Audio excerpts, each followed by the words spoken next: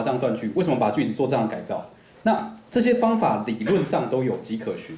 好，我现在没办法讲，因为第一个姓氏不是我的专业，而且我还需要另外2个小时，他们讲比较基本一点的东西这样。但我认为如果在良好的训练情况下，你说的状况可以大幅度的减少。而且这个一样哦，比如说我们之前在讨论一首诗，大家可能都课本里面也读过，向阳有一首诗叫《阿爸的饭包》，阿爸的饭包嘛？请问阿爸的饭包里面，阿爸的工作是什么？如果你听过那首诗的话，你有印象吗？很多人上完国文课之后的印象是，它是农村的故事，觉得他在讲农村的故事，觉得他是个农夫要出去工作。因为吴胜宇另外一篇，然后因为有另外的作品会混淆你嘛。阿爸的饭包讲的是一个工业化的故事哦，因为他是去担砂石的。你仔细想一下，会跟我们一般的解释完全不一样。他讲的是彰化工业化的故事，就是彰化正在进入一个工业化时代。像这样子的东西，理论上我们是可以去理解。我会告诉你，因为那一行的关系，他讲了什么？因为那一行他讲了这个东西，我觉得比较已经不是涉及很高深的方法论层次了。我这边提供一个想法，我很喜欢，我很乐观的一个方向是，最近从国小开始，教育部因为要跟风哦，要跟一个国际测验，叫做 PISA 哦，他要去跟那个国际测验的风，因为台湾的学生成绩不是很好哦。PISA 里面有一个考试，它是一个国际的阅读检定，它考试里面有一个很棒的东西，它从国小开始训练小朋友做一件事。我给你看阅读测验嘛，哈，一篇文章看完，你告诉我答案嘛。以前就是这样嘛，3只小猪的故事看完，为什么第2只小猪的房子被吹垮了？啊，你就告诉我答案。PISA 的做法是这样子的，为什么第2只小猪的房子被吹垮了？请你把那一行圈出来。你要去回去文本里面找，因为台湾的小朋友训练很差，台湾小朋友会知道答案，不知道过程。他看完之后大概有感觉，哦，我知道了，然后再回去找不到。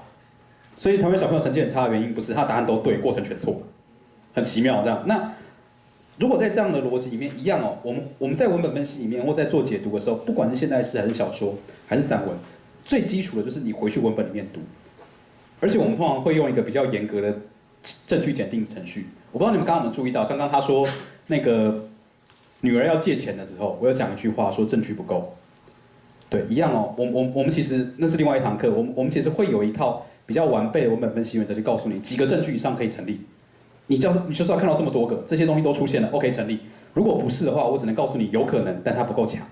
那出现各种不同的诠释竞争的时候，我们选证据最强的那一个。它其实有一个严谨的方法程序，但是各位应该都没有听过，因为目前为止在我们的课堂里面，我们很迷信文学是很自由的、很神秘的。这种神秘主义倾向其实反而会阻碍知识的累积，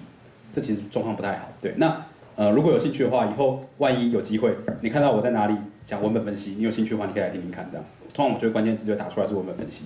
我们会有一些原则告诉你什么样的诠释是 OK 的，什么样的诠释是过度诠释，大概是这样。好。OK， 那还有没有问题啊？还有吗？我先补充一下他刚刚讲的，因为像如果说是考试上的，你现在的那个标准答案基本上后面都是学术，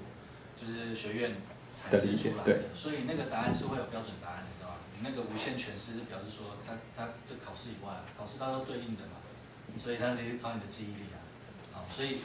这是我们台湾教育一直遇到的一个问题啊，因为你有标准答案，尤其在文学上面。那文学它其实是会有限的答案是没有错，可是那个寻找那个答案的过程应该是愉悦的，可是那个愉悦的过程在我们课堂上都赶不到，因为我们课堂时间不够啊，我赶着上课啊，我要赶进度啊，你要考试要安排考试啊，然后你要像刚刚讲那个最可爱的学生的那个回上一层是用段考来做人生的节点，大家说都是用考试来做人生的节点，1次考试、2次考试、3次考试，死掉了。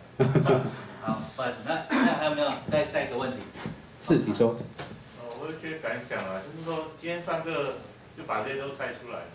然后一个很好玩的是，竟然很多是用影片去做讲解。哦，因为我没有时间让大家看文本。啊，对。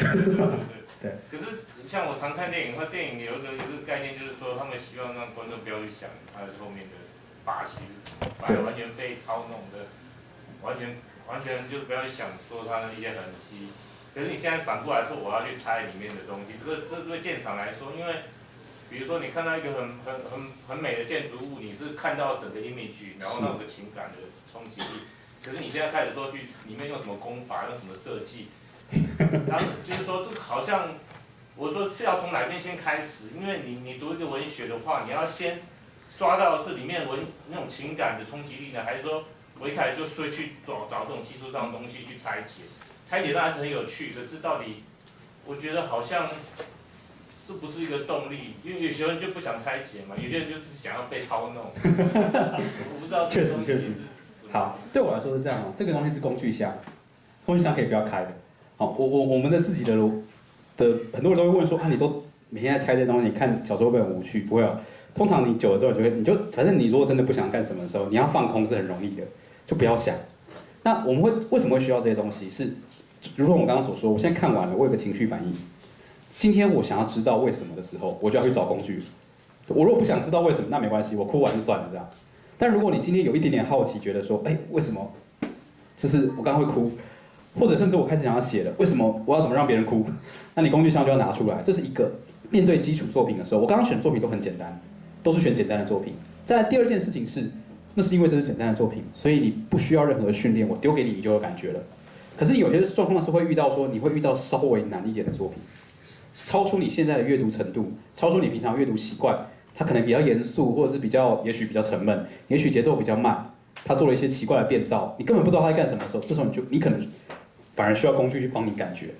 这个有点尴尬，我很难说清楚在什么状况之下，我只能说站在教育立场，我会把工具箱给学生啊，那怎么用要看他的。对，那我自己的感觉是，其实即使知道这件事情，对我而言不太会造成欣赏上的妨碍，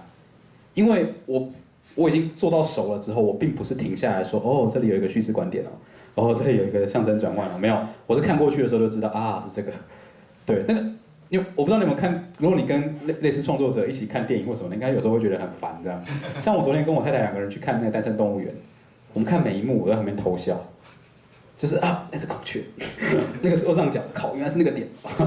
那时候会有同样是1秒钟过去，我太太觉得我很烦的，你在干什么这样的。但同样是那个点的时候，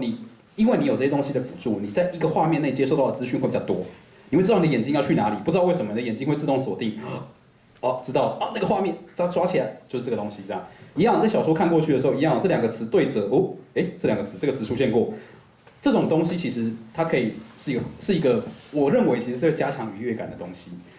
辛苦的时候是在什么时候？在你还没学会的时候，你一开始练习的时候会觉得很烦，就是为什么要就把它全部圈出来？为什么要一个个画？我之前有用过啊，我们用张大春将军杯，让学生花1节课的时间把所有转场全部圈出来，圈到吐这样，发现张大春将军杯可能2万字转了44场这样，一直飞，然后你平常看过去都没感觉，哦，很顺嘛，没有，它一直飞来飞去，对，那，所以我还是认为说，大家可能只是比较不习惯这种读法，因为就我认知的，学会这些读法的人，并不会有欣赏上的困难，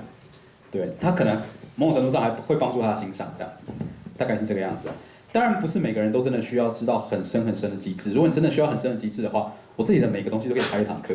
对我都会告诉你，真的还有很细的功法，人物怎么作品，可能从内到外，他们怎么展啊，什么东西，那个是真的就是你说的功法层次，那个真的就有点太细了。如果让学生听那个的话，对，如果有兴趣，我等一下可以开个投影片让大家看一下，所以你可以看一下最细的可以到多细这样，好，大概是这样。那我也是稍微补充一下，其实你看我们今天讨论这个是在什么样的语境下，就觉得我们现在国文的教育也许需要一些新的转变，啊，跟以前不一样的想象，那以至于有像那个周勋他今天跟我们介绍了一个小说可能的教学的一个现场的操作，可能会是什么样子。好，那其实今天很谢谢各位的参与，因为我们也拖到一些时间了，所以那讲者待会也会留下来一下，你们如果有问题的话，可以跟讲者讨论。那抱歉啊，因为他刚刚讲小说它有它的那个结构嘛，结构就会它的仪式跟尾声。好，那我们泽武的仪式与尾声呢，就是因为我们是一个志工团体，到现在我们都还是募款在营作，然后这个就是我们的概念是10块不嫌少，100块不嫌多。那你要再多放也 OK 啦，就是希望大家也是多多支持，好不好？那就是我们今天的结语啦。好，谢谢各位的参与，谢谢。